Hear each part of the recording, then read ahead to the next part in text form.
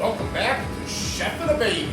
Today, in Berlin, Wisconsin, at the Culinary Cafe, we are talking harvest salsa.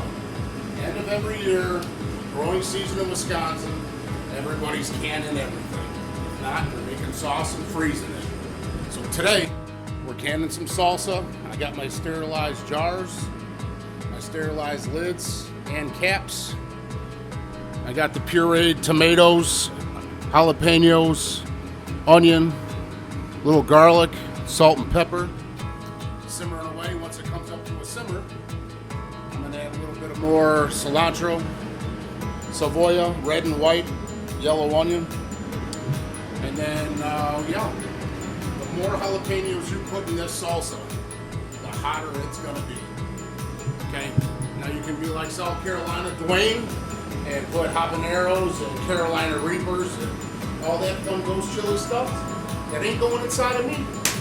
Okay, make it as hot as you want. I always start off with 2 jalapenos to about 8 tomatoes, Romas, and small to medium jalapenos.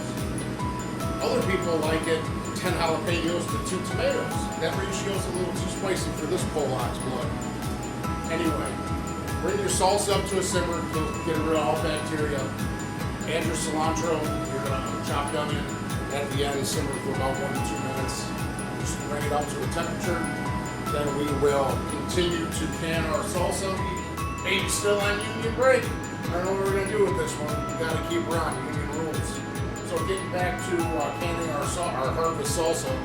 So I have my jars getting filled up here. I'm going to show you how you're supposed to fill these jars and leave about a 1/2 inch from the top. That will give you your breakaway seal. So I always leave about yay much from the top, whatever I'm canning. Sterilized magnet, put that lid on about there. Okay. Now I give this about 1/4 of a turn, and then they're going to get turned again once they come out of the boiling water. So once we got to this stage, 1/4 turn, we're going to drop our canned salsa into simmering water. It's probably just under boiling. So once we drop all of these into the water, get a pair of these canning tongs. Get a pair of these canning tongs with a canning kit because you're going to need a canning funnel. And then all that stuff gets dumped into boiling water before we use it to sterilize it, kill all bacteria. But this kind of sustainability, families are not doing as much as they used to. Farm harvest in Roundup in Wisconsin traditionally was everything you were going to eat for the winter months, like 80%. You're going to have your root veg, you're going to have your salsas and cans, your sauces.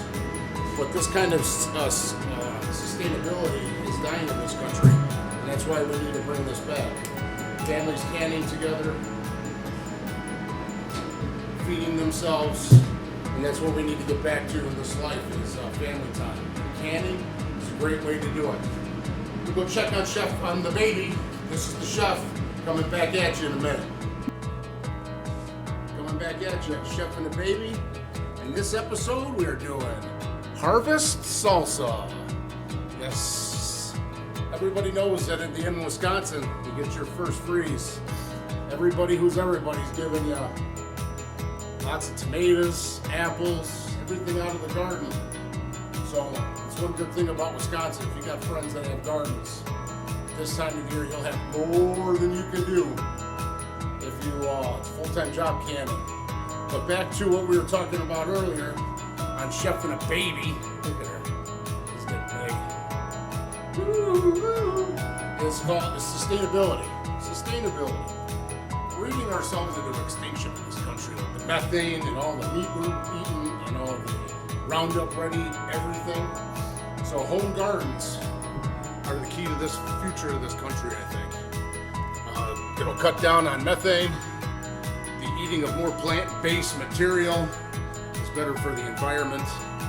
So walking into the culinary kitchen here at the cafe on Chef and the Baby, we have our finished product of canned salsa, harvest salsa.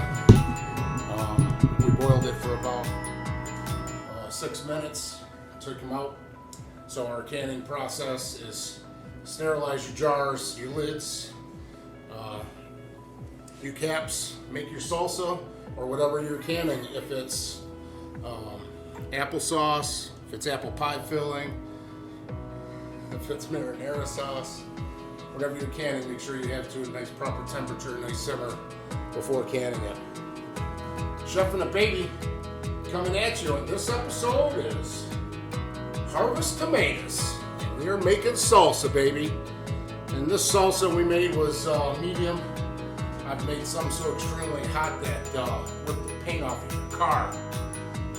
Coming next in the Culinary Cafe, like us on Facebook, Chef and the Baby. Let us know on our website. Send us your questions or what you want to see on Chef and the Baby. Give us your ideas. You may come to an episode. Your idea on Chef and the Baby.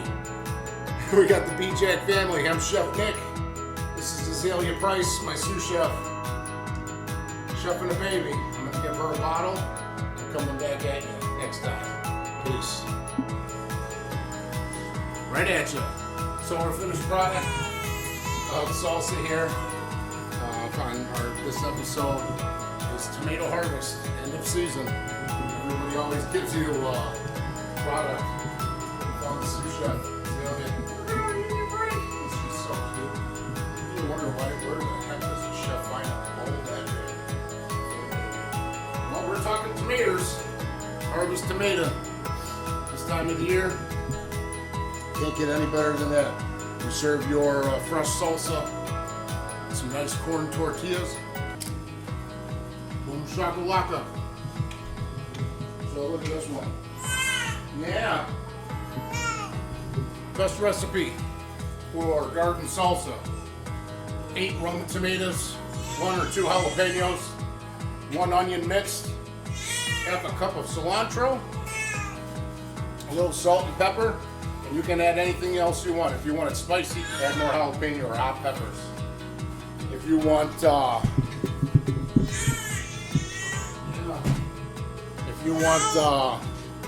sweeter, put a little vinegar in it. If you want sweet peppers in it for chunky, right ahead. So your base, there is your base for your garden salsa from Chef Nick and little Azalea, Chef and a Baby, coming at you. Like us on Facebook and let us know your suggestions for here, Chef and a Baby. Look at, she's blind. Oh, sorry, Ray Charles. Chef and a Baby, Berlin, Wisconsin.